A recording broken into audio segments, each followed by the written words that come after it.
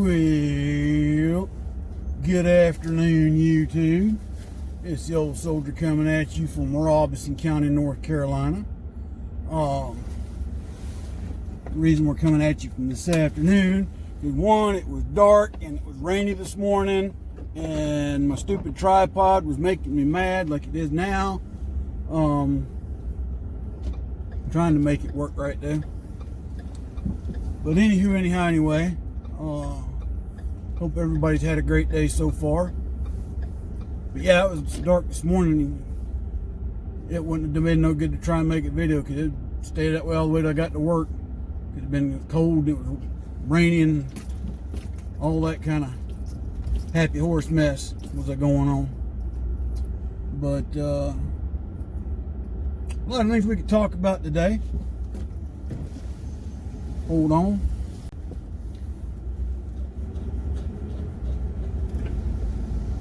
Sorry about that. Had to check in with my boss right quick. But, you know, it is what it is. Like I said, got several things that we can talk about today. Not the least of which is this witch hunt that they're trying to push on our president. And all this crap to try and impeach him. We can talk about that, among other things. There's also the World Series that's going on. And apparently it has come down to a 7th game to determine who's going to win. I think they were saying this is the first time in history that the road team has dominated. I.e., you know, I think it was Houston that won all 3 in Washington, and then turned around, Washington beat Houston 3 times in a row in Houston. I'm not sure where they're playing the 7th game, and I really don't care, but it is kind of interesting in that aspect when it comes to baseball. But yeah, watching the news and everything today,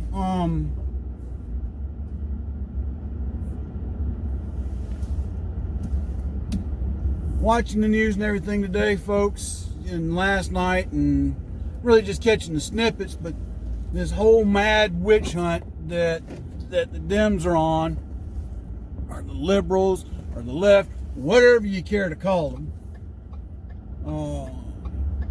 The one that got me was where Adam Schiff, who's on this committee. I know I keep playing with the camera, folks. Was interviewing this witness from I think he was from the National Security Commission. May have been from the DIA. I'm not for sure entirely. What gets me, he's an active duty lieutenant colonel.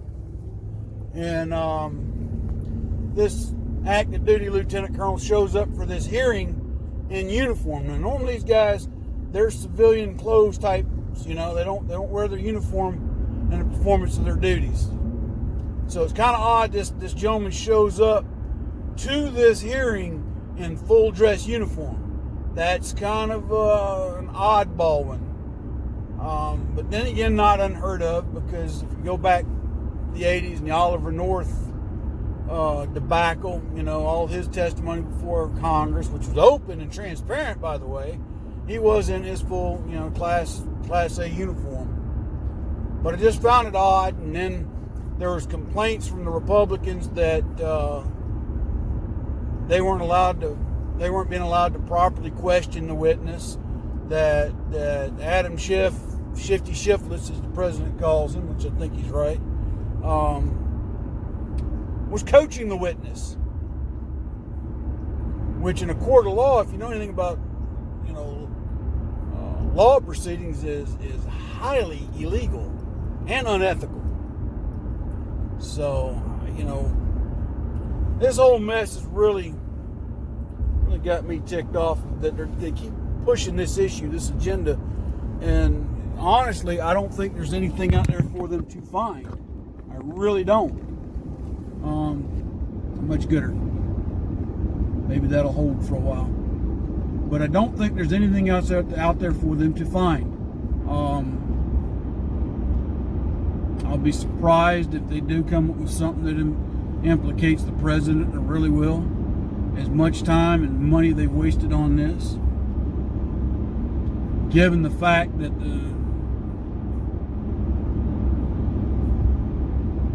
all this time's been spent and they still haven't found anything to get what they want. So now, and again, they've got to the point now they just go flat out, right out to lying to the American people over this, and just coming up with just some of the most stupid and idiotic excuses whatsoever to keep pushing this narrative instead of serving the American people that they were elected to do so.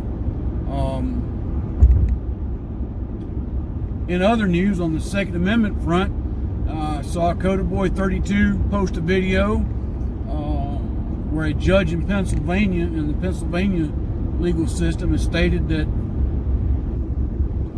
I guess the word I'm looking for is towns and city governments cannot enact laws or legislation that would take away from a citizen's Second Amendment right, which I thought was pretty awesome. That's great news for the Second Amendment, folks. That's the other thing that's on the chopping block right now with these people, is they're finding any and every way they can to try and circumvent the Constitution of the United States of America, so that they can take away our right to bear arms. And Mr. O'Rourke, Mr. Robert O'Rourke, keeps espousing this mess, and a lot of it too is he's trying to stir up his voter base, because honestly he's not doing so great in the polls right now. But a whole slew of them are out there trying to circumvent the Constitution and the Second Amendment. So that was good news to hear from Pennsylvania, that they've upheld laws that state that people's right to own and bear firearms shall not be infringed. That's good news overall. Sadly, other states don't seem to see it that way, which honestly, it's a constitutional right. So not too much to say the states really ought to have in that measure.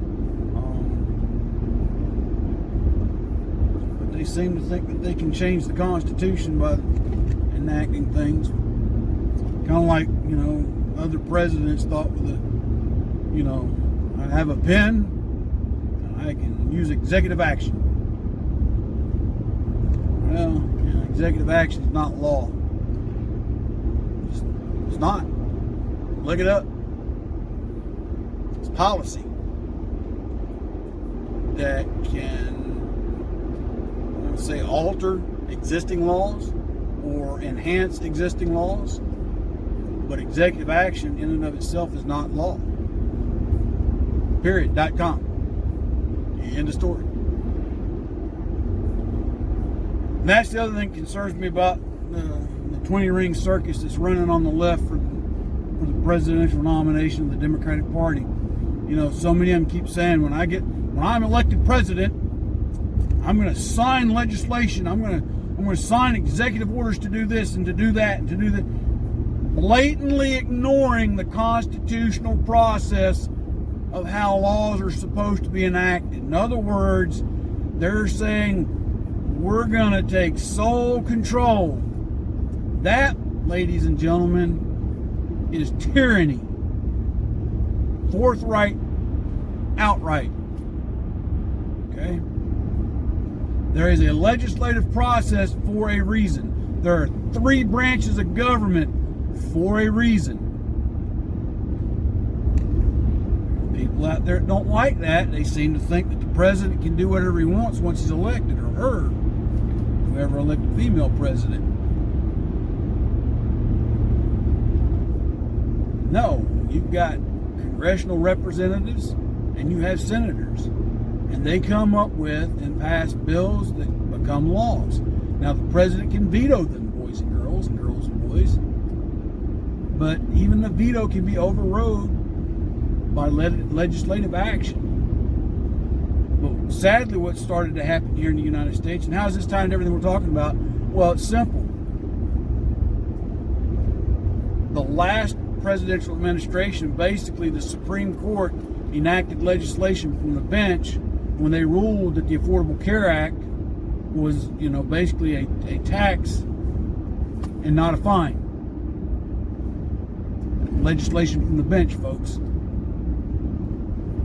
There's other matters that they have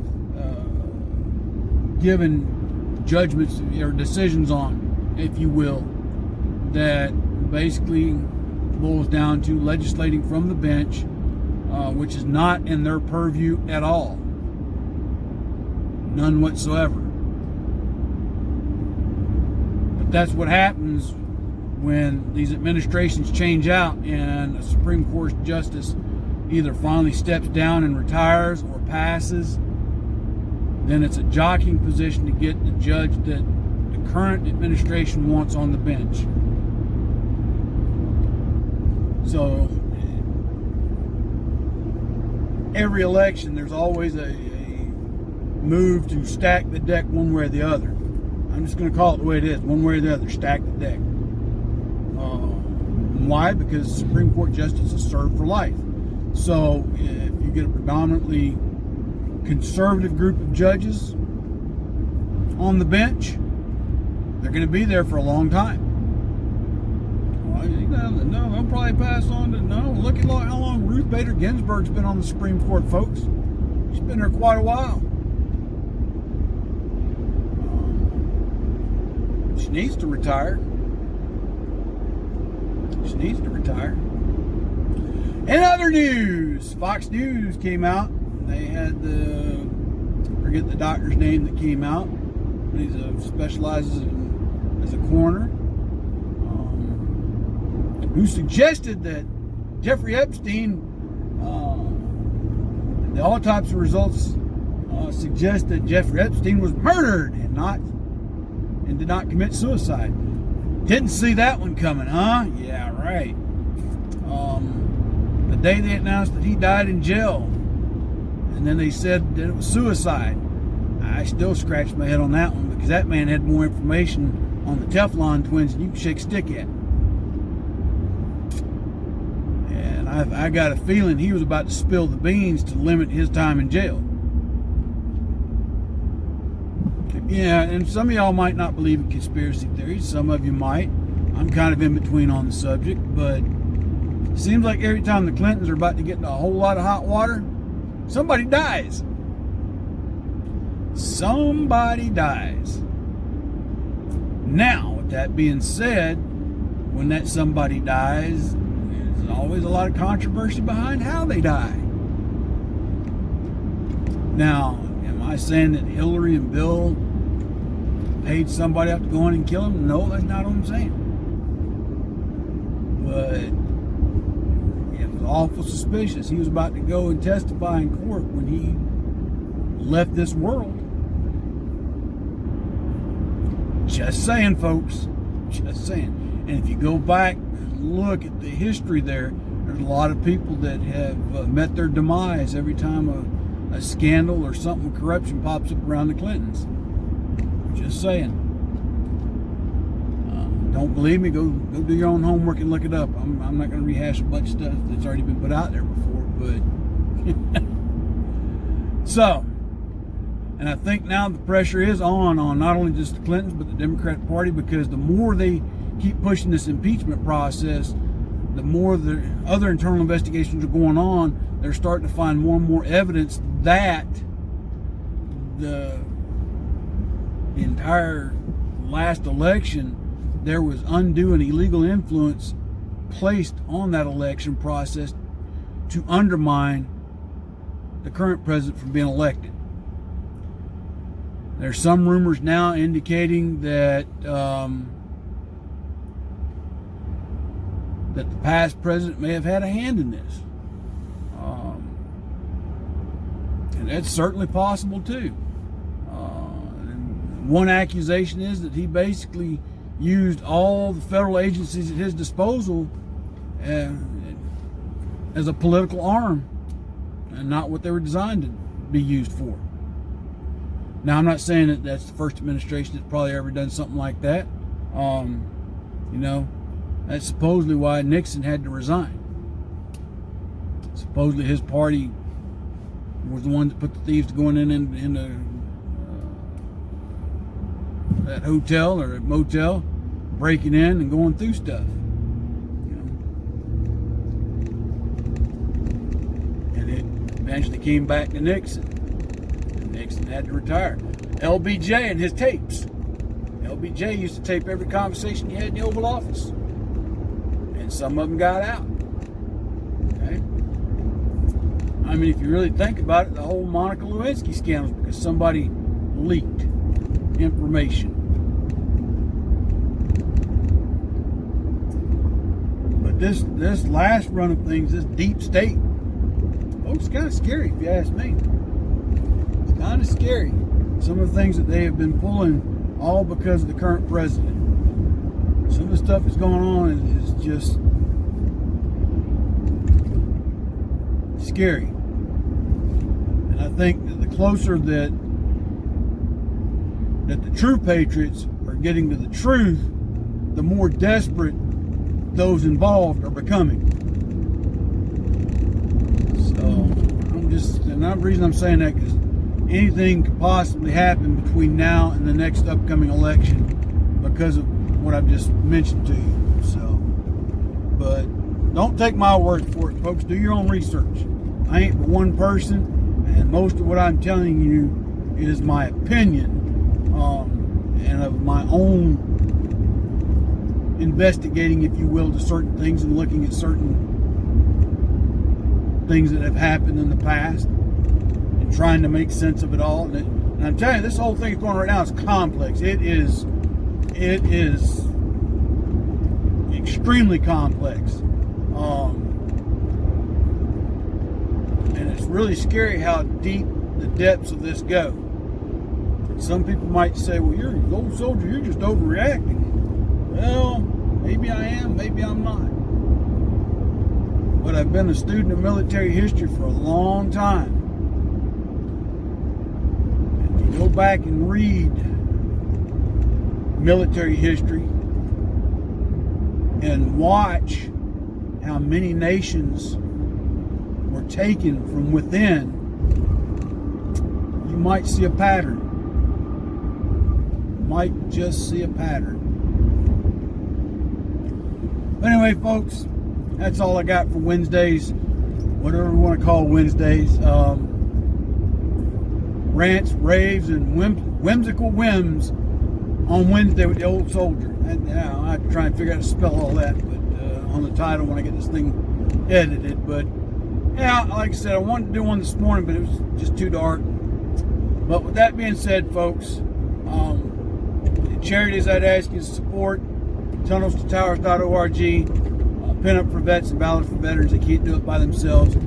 Help them out if you can, because they need all the help they can get, and they would certainly appreciate it. I'd appreciate it if you do that for them.